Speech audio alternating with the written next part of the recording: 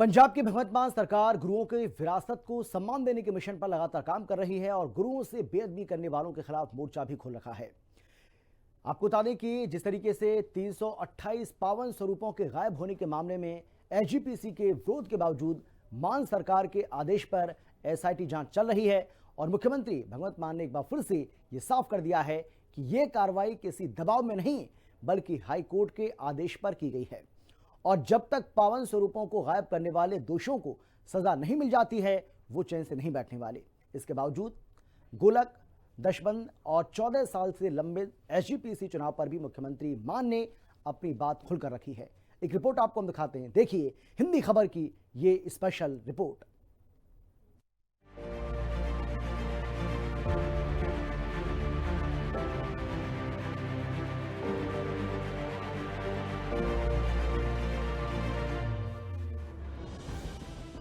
गायब स्वरूपों को लेकर एसजीपीसी पर भड़के मान। सीएम ने कहा हाईकोर्ट के आदेश पर हो रही एसआईटी जांच।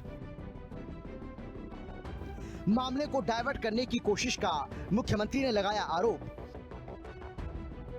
पंजाब में श्री गुरु ग्रंथ साहिब जी के 328 पावन स्वरूपों के लापता होने का मामला सिख संगत की भावनाओं से जुड़ा हुआ है। पंजाब सरकार ने इस मामले में सख्ती दिखाते हुए एक विशेष जांच टीम यानी एसआईटी का गठन किया, जो सबूत जुटाने के लिए लगातार पंजाब के अलग अलग ठिकानों पर छापेमारी कर रही है और एसजीपीसी से जुड़े 2 सदस्यों को गिरफ्तार कर उनके जरिए बाकी आरोपियों तक पहुंचने की कोशिश में जुटी है। लेकिन एसआईटी की जांच जैसे जैसे आगे बढ़ रही है, एसजीपीसी प्रधान धामी और सुखबीर सिंह बादल की परेशानी बढ़ती जा रही है और वो किसी भी तरह से इस जांच को रुकवाना चाहते हैं। लेकिन मुख्यमंत्री भगवंत मान ने एक बार फिर से साफ कर दिया है कि ये कोई राजनीतिक फैसला नहीं बल्कि अदालत के निर्देशों का पालन है। सीएम मान ने कहा कि हाईकोर्ट के आदेश पर पंजाब सरकार ने पावन स्वरूपों को तलाशने के लिए एसआईटी का गठन किया और 19-16 लोगों पर एफआईआर दर्ज की गई, जिन्हें एसजीपीसी ने दोषी माना था। लेकिन कुछ लोग पैसे के लेन देन का मामला बताकर पूरे मामले को डायवर्ट करने की कोशिश कर रहे हैं। सीएम मान ने कहा कि आरोपी फिलहाल रिमांड पर हैं और जांच पूरी होने के बाद ही रिपोर्ट सामने आएगी। ऐसे में जांच से पहले ही किसी को दोषी ठहराना या गिरफ्तारी की मांग करना संदेह पैदा करता है। देखो, पहली गल तो यह है कि हाई कोर्ट मानयोग हाई कोर्ट का ऑर्डर है, ये ਜਿਹੜੇ ਗੁਰੂ ਸਾਹਿਬ ਦੇ ਸਰੂਪ ਚੋਰੀ ਹੋਏ ਵੀ ਉਹਨਾਂ ਤੇ ਐਕਸ਼ਨ ਲਓ ਤੇ ਅਸੀਂ ਜਿਹੜੀ ਸਦਭਾਵਨਾ ਗਰੁੱਪ ਹੈ ਜਾਂ ਜਿੰਨੇ ਵੀ ਸਿੱਖ ਸੰਸਥਾਵਾਂ ਨੇ ਜਿਹੜੀਆਂ ਧਰਨਾ ਲਾਈ ਬੈਠੀਆਂ ਸੀ ਉਹਨਾਂ ਦੇ ਜਿਹੜੇ ਜਿੰਨੇ ਵੀ ਹੈਗੇ ਉਹਨਾਂ ਨਾਲ ਗੱਲ ਕਰਕੇ ਸ਼੍ਰੋਮਣੀ ਗੁਰਦੁਆਰਾ ਪ੍ਰਬੰਧਕ ਕਮੇਟੀ ਨੇ 16 ਬੰਦਿਆਂ ਦੀ ਇੱਕ ਲਿਸਟ ਜਾਰੀ ਕੀਤੀ ਹੋਈ ਹੈ ਕਿ ਇਹ ਬੰਦੇ ਦੋਸ਼ੀ ਇਹਦੇ ਵਿੱਚ ਉਹਨਾਂ ਨੇ ਆਪਣੀ ਜਾਂਚ ਦੇ ਵਿੱਚ ਮੰਨੇ ਤੇ ਅਸੀਂ ਉਹਨਾਂ ਤੇ ਐਫਆਈਆਰ ਕਰਕੇ ਹੁਣ ਉਹਨੂੰ ਇਸ ਮੁੱਦੇ ਨੂੰ ਲੈ ਕੇ ਜਾ ਰਹੇ ਨੇ ਵੀ ਇਹ ਤਾਂ ਜੀ ਪੈਸਿਆਂ ਦੇ ਲੈਣ ਦੇਣ ਦਾ ਹਿਸਾਬ ਹੈ। ਪੈਸਿਆਂ ਦਾ ਤਾਂ ਕੋਈ ਵੀ ਨਹੀਂ, ਮੇਰੇ ਖਿਆਲ 'ਚ ਤੁਹਾਡੇ 'ਚੋਂ ਵੀ ਨਹੀਂ ਕੋਈ ਪੈਸਿਆਂ ਬਾਰੇ ਤਾਂ ਪੁੱਛੂਗਾ ਵੀ ਉਹਦੇ ਪੈਸੇ ਕਿ ਸਰੂਪ ਕਿੱਧਰ ਗਏ। मुख्यमंत्री भगवंत मान ने सिर्फ जांच प्रक्रिया पर ही नहीं बल्कि एसजीपीसी की भूमिका पर भी कई गंभीर सवाल खड़े किए।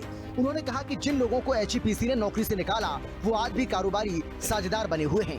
इतना ही नहीं, जिस होटल से आरोपी को पकड़ा गया वो होटल उनके स्पॉन्सर्ड कमरों में से एक बताया जा रहा है। ऐसे में इन तथ्यों को जनता के सामने लाने की जरूरत है जिससे कि सच्चाई सभी के सामने आ सके। इस दौरान मुख्यमंत्री भगवंत मान ने 15 जनवरी को अकाल तख्त में पेशी होने को लेकर भी बयान दिया और कहा कि उनसे गोलक को लेकर दिए गए बयान पर जो सवाल किया गया उस पर अपना पक्ष रखने वो पूरी विनम्रता के साथ शीश झुकाकर जाएंगे और उनके पास सारे दस्तावेज और तथ्य मौजूद हैं। सीएम मान ने संगरूर में मेडिकल कॉलेज निर्माण का उदाहरण देते हुए कहा कि जब उन्होंने मेडिकल कॉलेज बनाना शुरू किया तो एसजीपीसी 1968 के दस्तावेज लेकर हाईकोर्ट पहुंच गई थी। उनका कहना है कि जनता को ये जानने का पूरा अधिकार है कि दशबंद यानी कि धार्मिक दान का पैसा आखिर जा कहां रहा है। मैनू बुलाया, मैं नीवा होके जाऊंगा।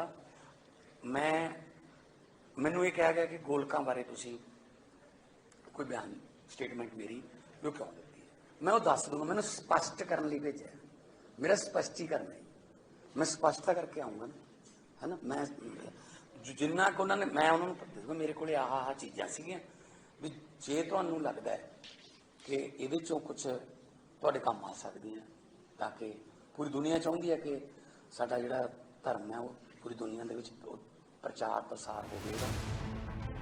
लेकिन विवाद यहीं खत्म नहीं होता। मुख्यमंत्री मान ने एसजीपीसी प्रधान धामी के बयानों और पुराने मामलों का भी जिक्र किया। उन्होंने सवाल उठाया कि जब एसजीपीसी खुद कहती है कि रोज 10 से 20 घोटाले होते हैं, तो फिर आईपीसी की धाराएं क्यों लागू नहीं होती। साथ ही एसजीपीसी प्रधान धामी को ये भी याद दिलाया गया कि जब मामला सामने आया था तो प्रदेश में अलग सरकार और अलग पुलिस थी। आपको बता दें कि 2016 में जब ये मामला सामने आया तब पंजाब में प्रकाश सिंह बादल की सरकार थी, लेकिन उस वक्त ना तो पुलिस को मामला सौंपा गया और ना ही किसी जिम्मेदार के खिलाफ कोई कार्रवाई की गई। इसके बाद 2017 में जब कैप्टन अमरिंदर सिंह की सरकार सत्ता में आई तो धार्मिक संगठनों ने पुलिस जांच की मांग उठाई। अमृतसर में धरने प्रदर्शन हुए, लेकिन कैप्टन सरकार ने भी मामले को आगे नहीं बढ़ाया। 2021 में रणजीत सिंह चन्नी की मुख्यमंत्री बनने के बाद भी कोई ठोस कदम नहीं उठाया गया, लेकिन मान सरकार ने इस मामले को गंभीरता से उठाते हुए पुरानी फाइलों, दस्तावेजों और रिपोर्टों को दोबारा खोला। और ये पहली बार है 16 एसजीपीसी कर्मचारियों को नामजद करते हुए एफआईआर दर्ज कराई। साथ ही हाईकोर्ट के आदेश के बाद एसआईटी का भी गठन किया।